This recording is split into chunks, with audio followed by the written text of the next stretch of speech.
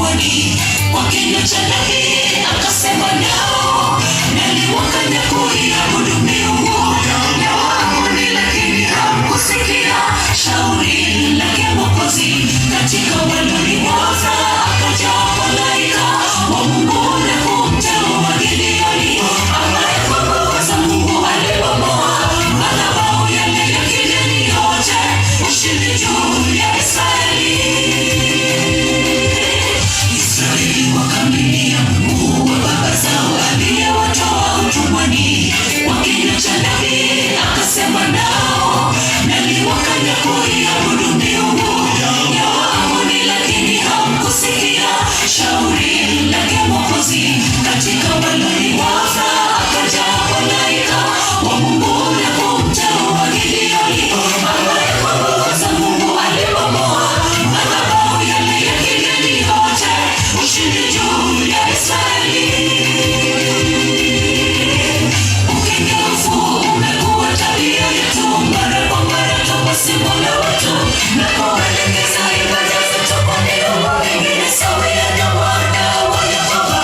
Licha ya kutufisha ng'ambo ya pili, bado tutafuata Sayuni mkono wake. Kama Israeli atatutia mkononi mwa adui wetu Shetani, badili neno zetu tuwe na kichwa mbele za Mungu mkuu.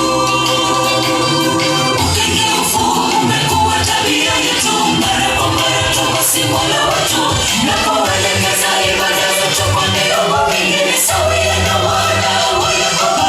Licha ya kutufisha ng'ambo ya pili, bado tutafuata Sayuni mkono wake.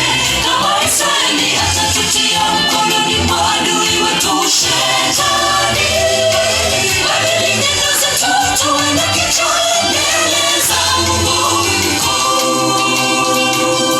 Ukengeufu umekuwa tabia yetu, mara kwa mara twamwasi Mola wetu na kuelekeza ibada zetu kwa miungu mingine sawia na wana wa Yakobo. Licha ya kutufisha ng'ambo ya pili, bado tutafuata Sayuni mkono wake.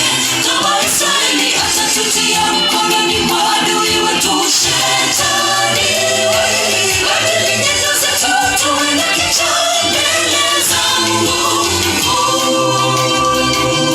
Ukengeufu umekuwa tabia yetu, mara kwa mara twamwasi Mola wetu na kuelekeza ibada zetu kwa miungu mingine sawia na wana wa Yakobo.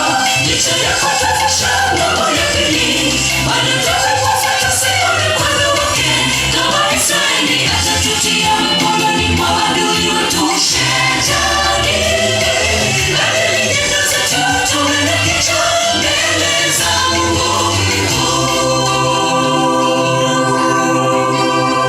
mkuu. Basi nilikuwa natarajia watu wataweka mviringo, tushikane mikono.